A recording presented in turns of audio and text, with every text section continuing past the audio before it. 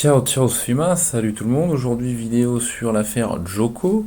J'ai vu pas mal de contenu là-dessus où il manque en fait pas mal d'informations que je vais vous donner dans cette vidéo et vous expliquer un petit peu qui est cet homme, pourquoi il est tant aimé par son peuple et respecté. Alors, pour ceux qui seraient pas au courant, Joko est arrivé en Australie pour faire le tournoi. J'en oublie le nom de ce fameux tournoi, mais bref, il se fait dégager du territoire illégalement, après être arrivé légalement. Bref, ça sera une grosse histoire puisque je pense que Joko va mener une action en justice contre l'État australien pour toutes ces histoires de fous. Et voilà, il s'est fait virer du territoire parce qu'il avait passé dose. J'ai eu beaucoup de commentaires en mode ouais, c'est bien, au moins il n'y a pas de passe-droit parce que c'est une star ou que c'est un millionnaire et le mec qui se fait dégager comme les pauvres, entre guillemets. Bref, des bonnes remarques de communistes. Euh, les gens auraient plutôt dû se dire qu'est-ce que c'est que ce bordel, et heureusement qu'il y en a qui se sont dit ça. Enfin bref, euh, les règles c'est pour tout le monde. C'est un petit peu l'avis de Benoît Paire, ce sportif français, un grand tennisman, mais pas aussi grand que Djokovic malheureusement pour lui, et qui dit dans cet article, alors il y a des quelques Français qui ont soutenu Djoko dans cette tourmente. Je pense à Tsonga. Mais globalement, c'est assez timide, comme d'habitude. Voilà, les Français, c'est plus un peuple de révolution, de facto.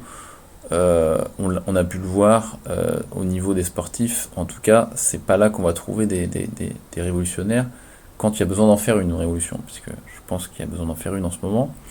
Mais voilà, vous pourrez voir l'article, il n'est pas entier là, mais en gros, le gars dit voilà, on lui pose la question sur le sujet, le mec il dit sujet très difficile à aborder, je ne sais pas trop quoi en dire. Déjà, quand quelqu'un te dit ça, alors que l'affaire elle est hyper facile à aborder, il n'y a rien de très compliqué, hein, c'est simple, t'es pour jouer en te prenant des doses toute ta vie ou t'es contre en fait. La vie c'est simple, hein. Et le mec, bref, dit que lui il est pour, puisque plus ou moins lui il l'a pris, tout le monde l'a pris dans sa famille, et le mec il est content, il est fier de le dire, hein, limite, hein. Donc bref, c'est sa vie, mais c'est marrant qu'ils disent que c'est bien fait pour Joko, puisque bah, il avait qu'à respecter les règles. Donc c'est-à-dire, Benoît Paire, c'est un communiste, c'est un mec, s'il y a une règle, il faut vraiment que tout le monde l'applique, parce que même si elle est mal, comme c'est la règle, tu vois, c'est la règle.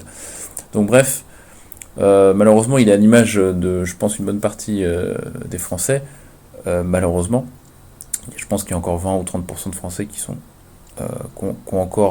encore éveillés, mais je pense que le gros du troupeau maintenant, c'est un peu perdu.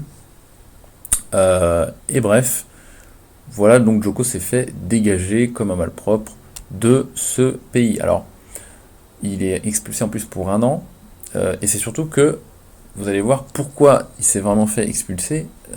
C'est pour des raisons économiques avant tout, même si idéologiques, puisque c'est effectivement bon. Lui, il est pour le droit souverain sur son corps, et il estime que tous les citoyens du monde devraient avoir le droit à ça. Donc, c'est pas, on va dire que c'est pas le mec qui est copain avec Bill Gates, hein, c'est pas Rafael Nadal et c'est pas Federer, quoi. C'est Joko, il est pas trop copain avec ce gars-là, donc c'est pas la même trempe d'individu que vous avez ici. Alors pourquoi Joko se fait dégager d'Australie? Voilà pourquoi, c'est ici. Pour ceux qui ne savaient pas, la Serbie c'est la plus grosse ressource en lithium d'Europe, et devait se produire un projet exceptionnel dans la vallée de Jadar avec la compagnie Rio Tinto, multinationale, enfin experte en exploitation minière, qui a son siège social, alors un à London et un autre à Melbourne en Australie. Donc cette boîte-là, elle voulait exploiter la Serbie, la terre serbe, pour son grand projet de faire des voitures électriques avec ses batteries en lithium. Le truc super quand tu produis pas d'électricité, quoi. Hein, je pense ici aux pays qui veulent les voitures électriques et qui n'ont pas la capacité même de donner l'électricité pour ça. Enfin bref, tout ça est marrant. Et cette boîte-là, donc, elle a voulu faire ce projet, et qu'est-ce qui s'est passé? Bah, le peuple serbe est sorti. Alors, le président serbe a fait une campagne, justement, à la campagne, il a été dans les villages, etc., concernés par le projet, il leur a dit, bon les gars, vous allez voir, ça va être super ce projet-là, ça va faire plein d'emplois, puis ça va surtout faire plein de pognon pour des gens, et surtout, ce que le peuple a pensé, c'est grosse catastrophe écologique, pollution des terres massive, en perforant voilà, les vallées pour choper le lithium, ça allait défoncer les nappes phréatiques, etc. Donc les campagnards se sont dit, ils vont quand même nous baiser la gueule avec ça. Donc, les gens manifestent, mais pas seulement les campagnards. C'est toute la Serbie qui manifeste pour soutenir. Parce que, attention, la Serbie, les Serbes, c'est un peuple, c'est pas des gens divisés, comme dans d'autres pays. Et en l'occurrence, si ça concerne un campagnard, un projet dégueulasse, eh bien tout le monde hop, se rejoint dehors, et puis dans toutes les villes, manifestation. Voilà comment ça se passe. Et je pense pas qu'en France, s'il y a une autoroute ou je sais pas quel projet qui vient défoncer euh, une partie du village je pense pas en fait que la France, il y a une solidarité pour le monde rural aujourd'hui. Je pense que ça n'existe plus, très honnêtement. Mais en Serbie, c'est loin d'être le cas. 2,5 millions d'agriculteurs en Serbie, attention. Donc bref, tout le monde est sorti, et les citadins aussi. Et en plus de ces sorties, il y a ce gars-là qui est arrivé et qui a dit, moi je soutiens le peuple pour la lutte donc contre ce projet minier. Il n'y a pas que Djokovic qui a soutenu son peuple, il y a d'autres personnalités publiques internationales serbes qui ont soutenu le peuple. Et donc, les gars de Rio Tinto, notamment, faut savoir qu'économiquement, il y a, je ne sais plus si c'est le Premier ministre d'Australie, mais il y a en tout cas au moins un haut politique en Australie australien qui avait personnellement des parts dans cette boîte-là et qui devait se faire de l'argent avec ce projet-là, qui s'est dit, alors, le petit Joko, il nous a un peu baisé la gueule, on va lui rappeler qui c'est les patrons. Puisque là, en fait, c'est deux oppositions de liberté. C'est la liberté d'un homme qui souhaite faire des tournois dans le monde entier pour gagner sa vie financière, parce qu'il gagne beaucoup d'argent, Joko, avec le tennis, contre la liberté d'une multinationale qui, elle, vient sur tous les terrains du monde pour choper différentes ressources, mais notamment le lithium en l'occurrence, pour faire ces batteries lithium pour les voitures électriques, etc. Donc on a la liberté d'une multinationale contre la liberté d'un peuple et d'un joueur qui accompagne son peuple dans un combat, mais en gros, c'est deux libertés différentes qui s'opposent.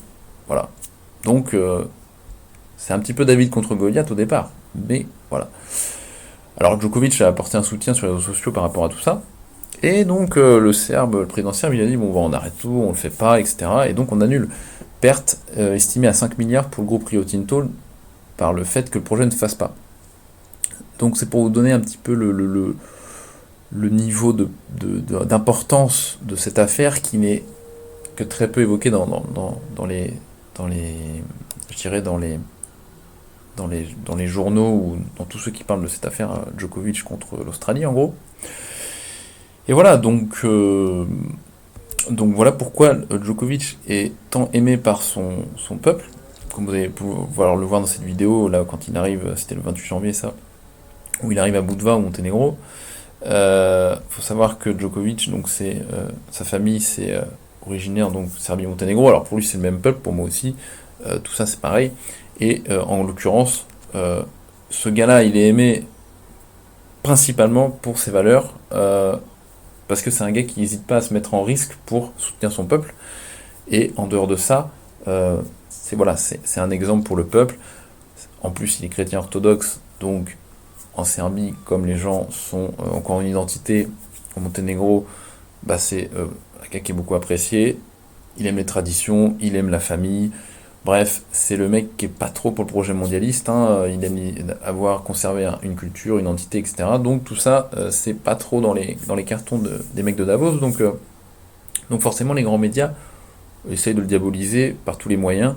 Mais malheureusement, pour eux, Djokovic, c'est un mec qui est suivi dans le monde par des millions de personnes, et il a des millions de fans à travers le monde, donc il a une grosse influence positive sur le monde, et donc maintenant, l'objectif c'est de casser ce mec, casser sa carrière, pour casser ses finances, pour qu'il ne puisse pas, derrière, jouer avec sa fondation et tous les projets qu'il fait notamment pour les enfants en Serbie.